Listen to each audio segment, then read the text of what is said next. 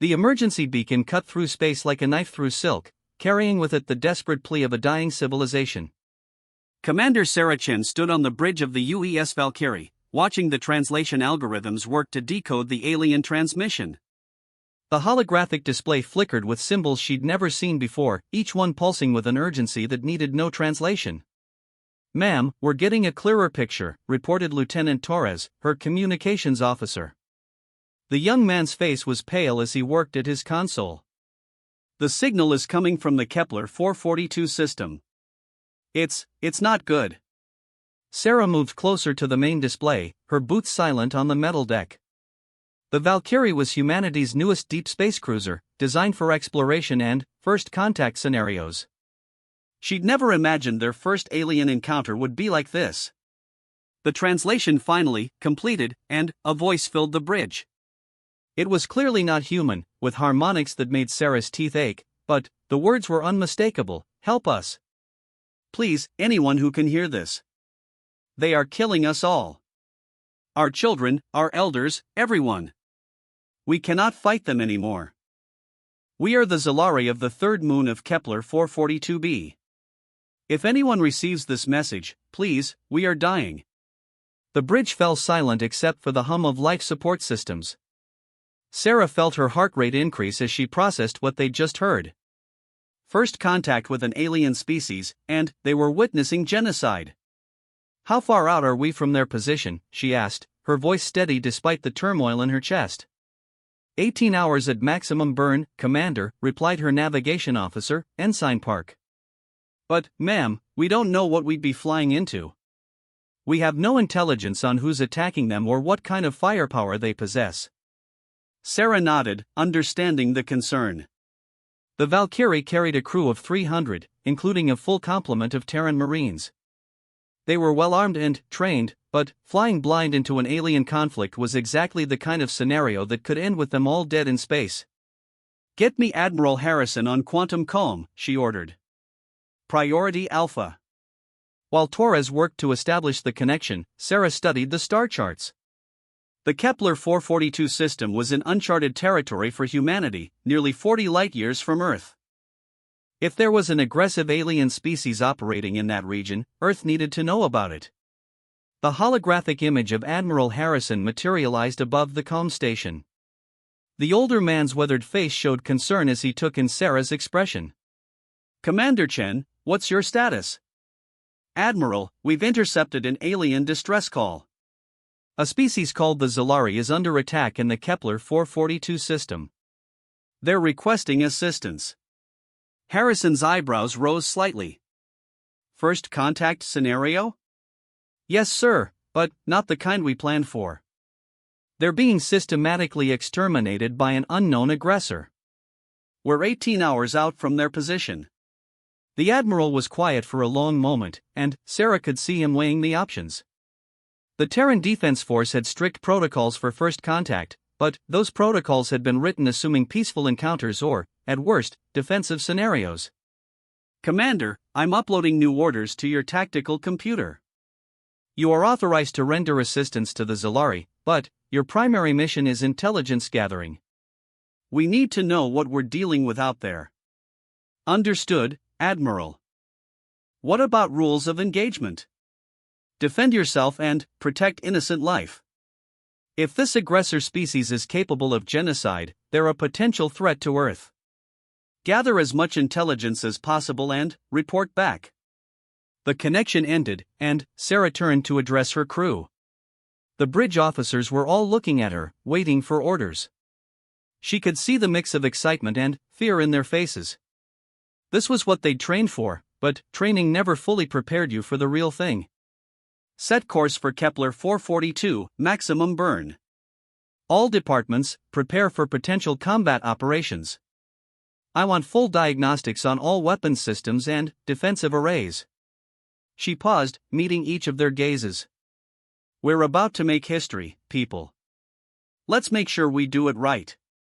As the Valkyrie's engines roared to life, pushing the ship to its maximum velocity, Sarah retired to her ready room to review what little they knew about the system.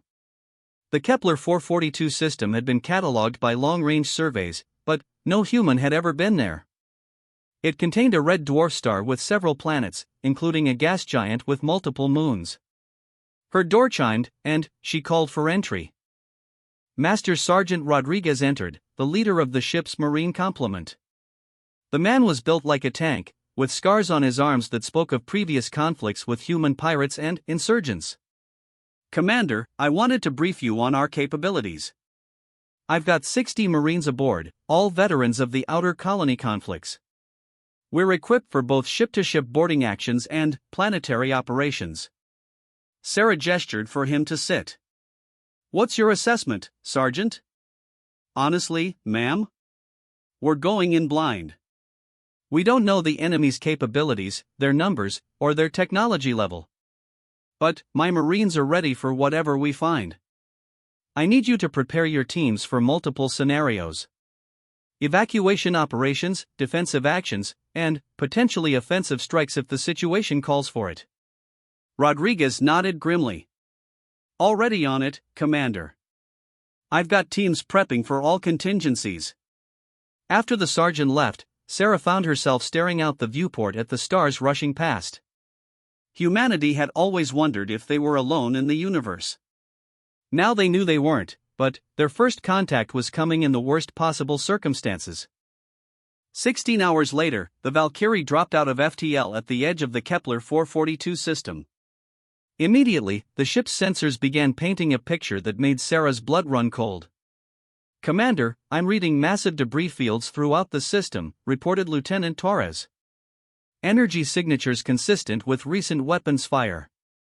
"And, ma'am?" "I'm detecting what appears to be a large alien fleet in orbit around the third moon." The main display showed the tactical situation. Dozens of unknown contacts were scattered throughout the system, their ships unlike anything in human databases. They were sleek, predatory-looking vessels that seemed to absorb light rather than reflect it. "Any sign of the Zalari?" Sarah asked. "Reading some scattered life signs on the moon's surface, but they're faint." "Most of the major population centers appear to have been destroyed." Sarah felt anger building in her chest. They were looking at the aftermath of a massacre. "Can we get closer without being detected?"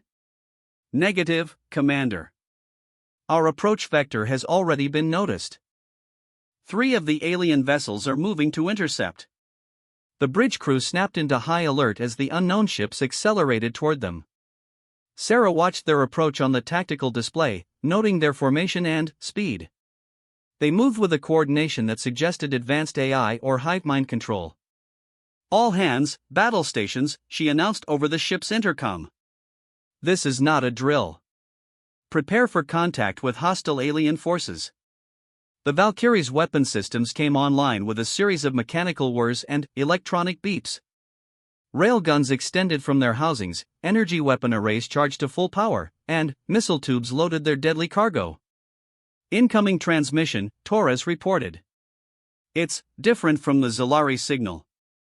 The alien voice that filled the bridge was cold, mechanical, with an underlying harmonic that made several crew members visibly uncomfortable. Unlike the desperate plea from the Zalari, this voice carried nothing but menace. "Unknown vessel, you will withdraw immediately or be destroyed. This system is now under hegemony control. Your species is not recognized. Compliance is mandatory." Sarah stepped forward, her jaw set with determination. "Open a channel." "Channel open, ma'am."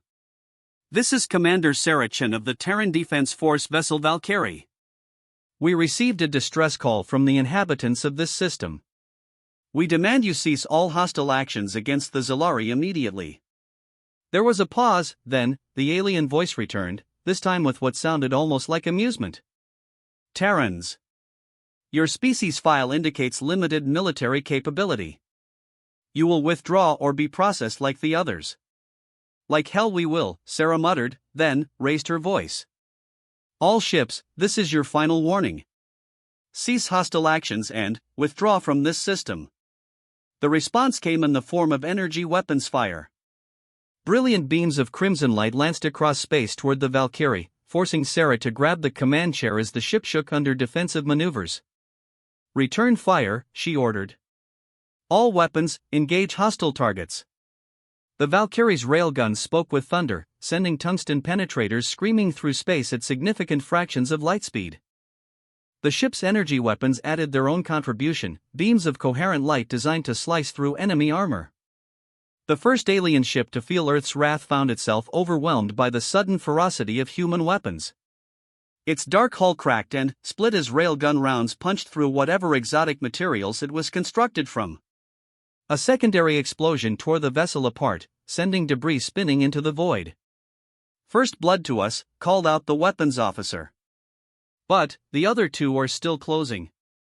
Sarah watched the tactical display as the remaining alien vessels adapted their tactics. They split apart, trying to flank the Valkyrie while maintaining their attack.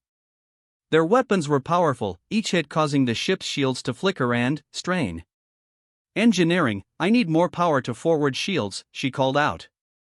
"Aye, Commander." Rerouting from non-essential systems. The battle raged for what felt like hours but was probably only minutes. The Valkyrie's crew worked with practiced efficiency, each person focused on their role in keeping the ship fighting and intact. Railgun capacitors recharged and fired again, energy weapons tracked and engaged targets, and damage control teams rushed to repair system failures. The second alien ship fell when a lucky railgun shot penetrated its engine section, causing a cascade failure that lit up the darkness with nuclear fire. The third ship, apparently recognizing that humans were more dangerous than expected, began to withdraw. "Don't let it escape," Sarah ordered. "Fire everything we have." A full missile barrage launched from the Valkyrie's tubes, each warhead guided by sophisticated AI targeting systems. The alien ship's defensive systems managed to intercept most of them, but 3 got through. The explosions tore huge chunks from the vessel's hull, sending it tumbling out of control. "Target destroyed, Commander," reported the weapons officer. Sarah allowed herself a moment of satisfaction, but she knew this was just the beginning. Damage report. Minor hull damage, shield generators operating at 80%. No casualties. Good. Torres, are you still reading Zalari life signs? Yes, ma'am, but they're concentrated in what appears to be underground facilities. The surface has been completely devastated. Sarah looked at the tactical display, noting the remaining alien fleet still in orbit around the moon. She'd just announced humanity's presence to a genocidal species with unknown capabilities. Earth needed to know what they were facing. Prepare a data packet for transmission to Fleet Command. Include everything we've learned about these hegemony forces, their ship designs, weapons capabilities, and tactical doctrines. She turned to Master Sergeant Rodriguez, who had appeared on the bridge during the battle. "Sergeant, I need your Marines ready for a rescue operation. We're going down to that moon to extract any survivors we can find." Rodriguez grinned, the expression making his scarred face look even more intimidating. "My boys are locked and loaded, Commander. Those aliens picked the wrong species to mess with." As the Valkyrie moved toward the devastated moon, Sarah felt the weight of responsibility settling on her shoulders. Humanity had just fired the first shots in what might become an interstellar war. But, looking at the destruction spread across the Zalari homeworld, she knew they'd made the right choice. The aliens had cried for help, and the Terran Marines had answered. Now it was time to show these hegemony forces what humans did to bullies. The Valkyrie's shuttle bay buzzed with activity as 60 Terran Marines prepared for their first alien world deployment.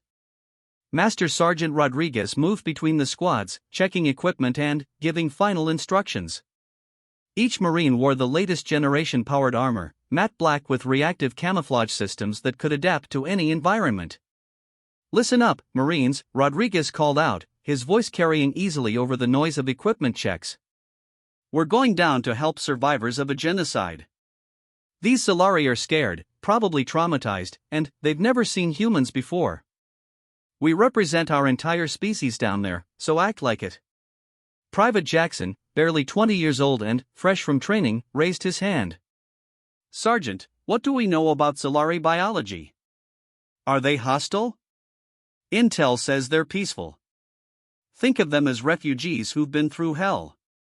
Our job is to get them somewhere safe and gather intelligence on these hegemony bastards who did this to them. Commander Chen's voice crackled through the intercom. Master Sergeant Rodriguez to the bridge, Priority Alpha. Rodriguez made his way through the ship's corridors, noting how the crew moved with new purpose since the battle. Word had spread quickly that humanity had just won its first space battle against aliens. The mood was a mixture of pride and apprehension about what would come next. On the bridge, Sarah was studying detailed scans of the moon's surface. The devastation was worse than she'd initially thought. Entire cities had been reduced to glass craters, and atmospheric readings showed toxic levels of radiation in many areas. "What's the situation, Commander?" Rodriguez asked. "We've located the largest concentration of survivors. They're in what appears to be a natural cave system about 50 kilometers below the surface. Our scans show approximately 3,000 Zalari life signs, but they're weakening." Sarah manipulated the holographic display, showing a cross-section of the underground complex. "The problem is, there's still a significant hegemony presence on the surface. At least 100 ground troops with heavy equipment." Rodriguez studied the tactical situation. "What kind of opposition are we looking at?" "Unknown. We've never seen their ground forces in action. But, if their space technology is any indication, we should expect them to be well-equipped and dangerous." "Commander, my Marines can handle whatever's down there. But, I need to know our extraction plan. If things go sideways, how do we get those civilians out?" Sarah nodded toward Lieutenant Torres. "We've identified a natural crater about 10 kilometers from the cave entrance. It's large enough for the Valkyrie to land temporarily. We extract the survivors, get them aboard, and jump out of the system." "What about the rest of the hegemony fleet?" "They're maintaining orbit on the far side of the moon. Our engagement earlier seems to have made them cautious about approaching us directly." "But that won't last forever." Rodriguez cracked his knuckles, a habit that his Marines had learned meant he was ready for action. "All right, Commander. Give me 2 hours to brief my teams and we'll be ready to deploy."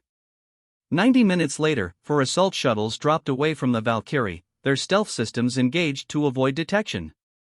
Rodriguez rode in the lead shuttle with Alpha Squad, watching the alien landscape scroll by below them. The Zalari moon was beautiful in a stark way. Purple vegetation covered rolling hills beneath a sky that held 2 other moons. But, the beauty was marred by the obvious signs of orbital bombardment. Massive craters dotted the landscape, and the remains of what had once been cities were visible as geometric scars on the surface. "Approaching LZ Alpha," called the shuttle pilot. "I'm reading multiple energy signatures ahead. Looks like hegemony forces are dug in around the cave entrance." Rodriguez activated his helmet's tactical display, linking with the other squad leaders. "Bravo and Charlie squads, take positions on the ridgelines. Delta Squad, you're with me for the direct approach. We go in fast and hard." The shuttles touched down simultaneously, their ramps dropping before the landing gear had fully settled. 60 Marines poured out, moving with practiced efficiency across the alien terrain. Their powered armor adapted to the environment, turning mottled purple and brown to match the local vegetation.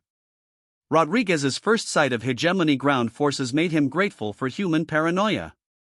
The aliens wore sleek, form-fitting armor that seemed to shift and flow like liquid metal.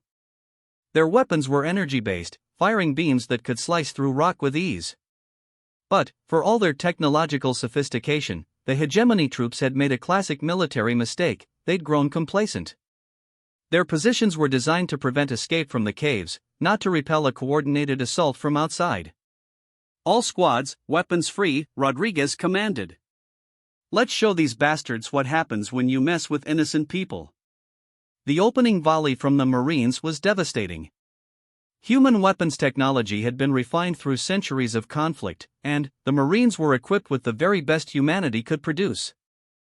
Hypervelocity rifles fired rounds that could punch through tank armor, while plasma cannons provided support fire that turned hegemony positions into molten craters.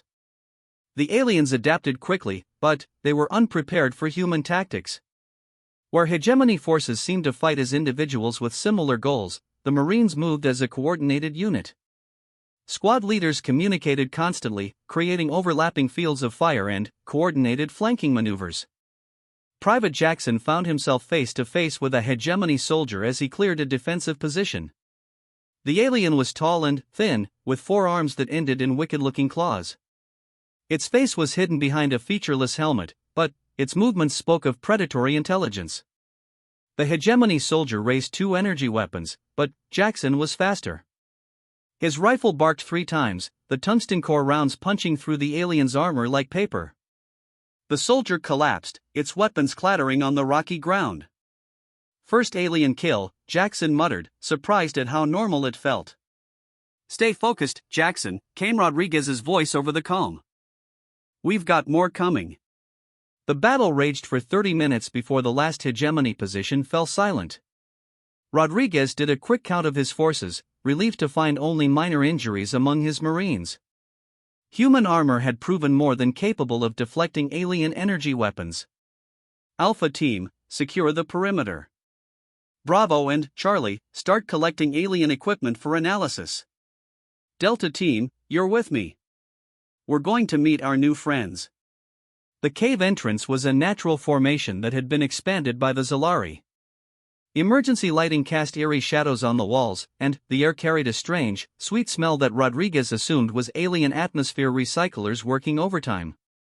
They descended for what felt like miles, following tunnels that had been carved with precision that spoke of advanced technology. The deeper they went, the more signs of Zalari civilization became apparent.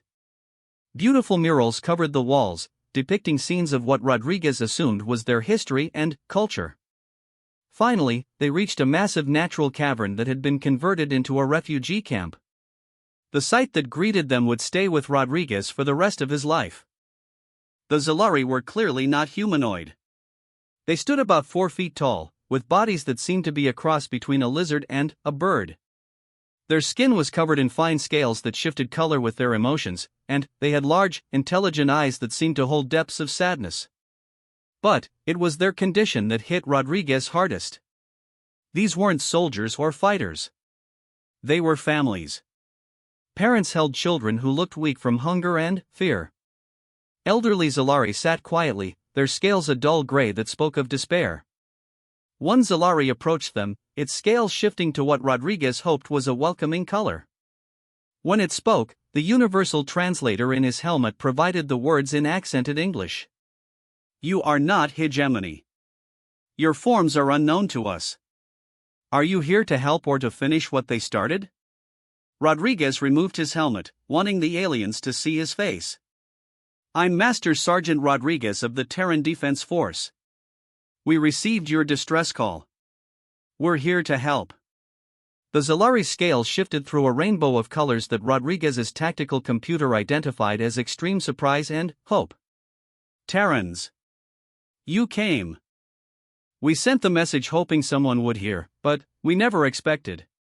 "What's your name?" Rodriguez asked gently. "I am Keeper Zethka, leader of these survivors. We are all that remains of the third moon colony. The hegemony came 3 cycles ago. They demanded our submission to their rule. When we refused, they began the killing." Rodriguez looked around the cavern, his expression grim. "How many survivors are there?" 3,047, Zethka replied immediately. "We know because we count them every day, hoping the number will not grow smaller. Well, today that number stops shrinking. We're getting you out of here." Zethka's scales shifted again, this time to what looked like confusion. "You would do this? Risk your lives for people you have never met?" "That's what humans do," Rodriguez said simply.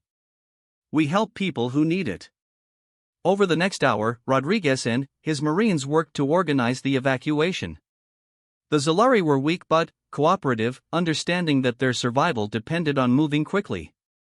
The Marines shared their emergency rations and medical supplies, doing what they could to help the most vulnerable. Rodriguez was particularly moved by the Zalari children. Despite their ordeal, they showed curiosity about the strange aliens who had come to help them. One young Zalari approached Private Jackson, its scale shifting through colors that the translator identified as playful curiosity. "Are you really from another star?" the child asked. Jackson knelt down to the child's level, his scarred face softening. "Yeah, kid. We come from a place called Earth, really far away." "Did you come just to help us?" "Yes. When someone asks for help, humans answer. That's just who we are." The child's scale shifted to bright gold, and it reached out to touch Jackson's armor with one small, clawed hand. "Thank you." As they organized the evacuation, Keeper Zethka provided Rodriguez with crucial intelligence about the hegemony forces. They call themselves the Eternal Hegemony. They believe that all intelligent life must serve their empire or be eliminated. They have conquered dozens of species across this region of space. What happened to the others who were conquered? Zethka's scales went dark. Those who submit become slave soldiers in their armies. Those who resist are exterminated. We chose to resist. Rodriguez felt anger building in his chest. How many ships do they have? In this system? Perhaps 50 vessels of various sizes. But their empire spans hundreds of star systems. You have won a battle, but they will send more ships. Let them come. Humans don't back down from bullies. As the evacuation began in earnest, Rodriguez received an urgent communication from Commander Chen. "Master Sergeant, we have a problem. Long-range sensors are detecting a massive hegemony fleet jumping into the system. Estimate 200 vessels of various classes. We need to extract you and the survivors immediately." Rodriguez looked at the stream of Zalari civilians making their way toward the surface, knowing that they'd never be able to evacuate everyone before the enemy fleet arrived. "Commander, we need more time. These people have been through hell, and we're not leaving anyone behind." "Understood, Sergeant. We'll buy you the time you need. But move as fast as you can." As Rodriguez organized the evacuation, he couldn't help but think about what this meant for humanity. They just announced their presence to a genocidal empire that spanned hundreds of star systems. Earth was about to face a threat unlike anything in human history. But, looking at the Zalari children who were alive because humans had answered their call for help, Rodriguez knew they'd made the right choice. Whatever came next, humanity would face it with their heads held high. The aliens had cried for help, and the Terran Marines had answered. Now the real test would begin. The Valkyrie shuddered as massive energy beams swept past its hull, close enough to overload several sensor arrays.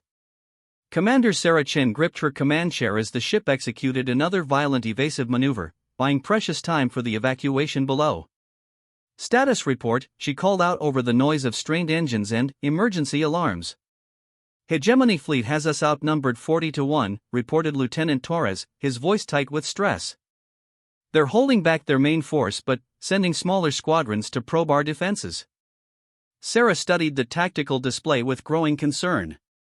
The Hegemony had jumped an enormous fleet into the system, but, instead of overwhelming the lone human ship, they seemed to be testing the Valkyrie's capabilities.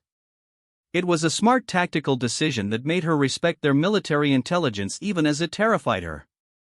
"They're learning how we fight," she murmured. "Every shot we fire, every maneuver we make, they're analyzing it." The ship's AI, designation Athena, materialized as a hologram beside the command chair. "Commander, based on current combat data, the enemy is conducting systematic capability assessment. Their probe attacks are specifically designed to test our weapons range, defensive systems, and tactical responses." "How long until Master Sergeant Rodriguez completes the evacuation?"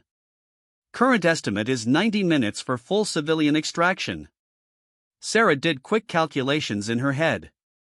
At the rate the Hegemony was escalating their attacks, the Valkyrie wouldn't last another hour, let alone 90 minutes. She needed to change the tactical situation. "Open a channel to the Hegemony Fleet Commander." "Channel open, Commander." Sarah stood, straightening her uniform despite the chaos around her. "Hegemony vessels, this is Commander Chen. I want to speak with whoever's in charge of your fleet." The response came quickly, the same cold mechanical voice they'd heard before, but with subtle differences that suggested a different speaker. I am Fleet Commander Vexthal of the Eternal Hegemony. You pilot an interesting vessel, human.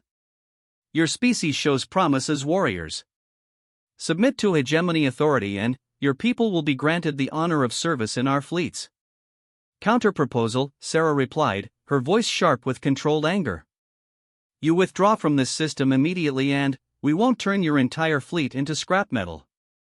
There was a pause, then something that might have been laughter. You amuse me, human. One ship against 200. Even if your weapons are more advanced than expected, mathematics is absolute. Math is absolute, Sarah agreed. But you're forgetting something important about humans. We don't surrender, and we don't leave people behind. You want to test our capabilities? Let me show you what one human ship can really do. She cut the channel and turned to her crew. All hands, this is the captain. We are vastly outnumbered by a genocidal enemy force. Our mission is to buy time for the evacuation of innocent civilians. I won't lie to you, our chances aren't good. But these aliens picked the wrong species to threaten. Today, we show them what humans are capable of. The bridge crew responded with grim determination, each officer focused on their station with deadly purpose. Sarah felt pride swell in her chest. These men and women represented the best of humanity, and they were about to prove it. Athena, activate Protocol 7. The ship's AI paused for a microsecond, an eternity for an artificial intelligence. Commander, Protocol 7 is designed for last-stand scenarios against overwhelming odds. Are you certain? Execute Protocol 7. Authorization Chandelta 77 Alpha.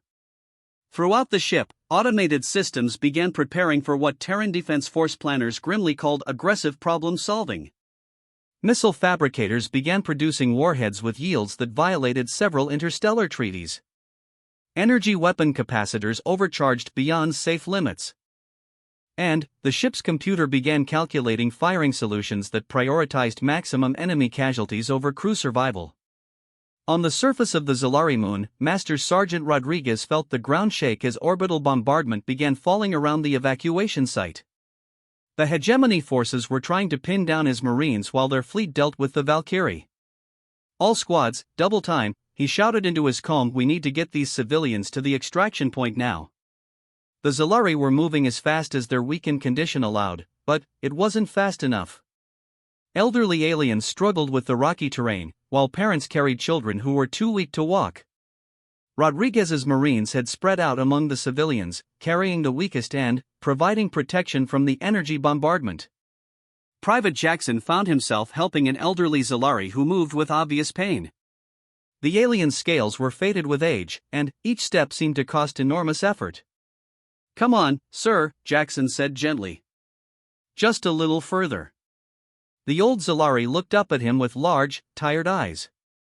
Why do you risk so much for strangers, young warrior? Jackson thought about the question as they climbed over fallen rocks. I guess because it's the right thing to do.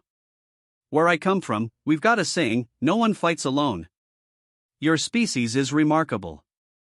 We had given up hope that anyone would answer our call. Yeah, well, humans are good at showing up where we're not expected. A hegemony energy beam struck the ground nearby, showering them with molten rock.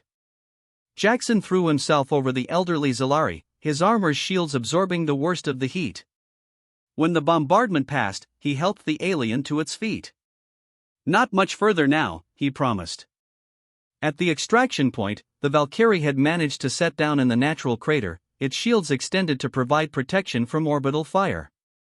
Zalari civilians streamed aboard through multiple airlocks while human crew members provided assistance and medical aid. Dr. Elizabeth Santos, the ship's chief medical officer, worked frantically to assess the refugees' condition. The Zalari had a remarkably similar physiology to Earth reptiles, which made treatment possible, but many were suffering from malnutrition and radiation exposure. Commander Chen to Dr. Santos, came the voice over the ship's intercom. How are our guests doing? They're in rough shape, But they'll survive, Santos replied as she administered fluids to a young Zalari. These people have been through hell, but their will to live is remarkable. Keeper Zethka appeared at her side, his scales shifting through colors that indicated gratitude and concern. Dr. Santos, I must speak with your commander. There is something the hegemony doesn't know, something that could help your people. Santos paused in her work. What do you mean? We were not the hegemony's first victims in this region. There are others, hidden survivors from dozens of conquered worlds. If your people could find them, unite them. You're talking about a resistance movement. Zethka's scale shifted to what Santos was learning indicated determination. We are talking about an alliance. The hegemony believes they have eliminated all opposition, but they are wrong. There are millions of beings scattered across dozens of systems who would fight if they believed victory was possible. And you think humans could provide that hope? Your ship has done something we thought impossible. You faced hegemony forces and won. Word of this battle will spread. For the first time in generations, there will be hope. Above them, the battle raged with increasing intensity. The Valkyrie was conducting a fighting withdrawal, using the moon's gravity well and terrain to break up the hegemony fleet's formation. But Commander Chen knew they were running out of time and options. Athena, how long until evacuation is complete? 37 minutes for complete civilian extraction, Commander. And our tactical situation? Current engagement parameters suggest ship destruction in approximately 22 minutes. Sarah nodded grimly. The math was simple, they needed more time than they had. Prep the ship's self-destruct. If we're going down, we're taking as many of them with us as possible. Commander, interrupted Lieutenant Torres. I'm detecting massive energy signatures from the outer system. Multiple contacts jumping in. Sarah's heart sank, thinking reinforcements were arriving for the hegemony fleet. But the tactical display told a different story. The new contacts were broadcasting identification signals she'd never seen before. Unknown vessels, this is the Terran ship Valkyrie. Identify yourselves. The response came in multiple languages, processed by the ship's translation system. But the meaning was clear: we are the forgotten fleets of the Kethran Union, the Astral Confederation, and the Free Worlds Alliance. The Zalari called for aid, and we have answered. Sarah stared at the display in amazement. Nearly 100 ships of various alien designs had just jumped into the system. They weren't human, but they weren't hegemony either. How? She whispered. Keeper Zethka's voice crackled over the ship's intercom from the medical bay.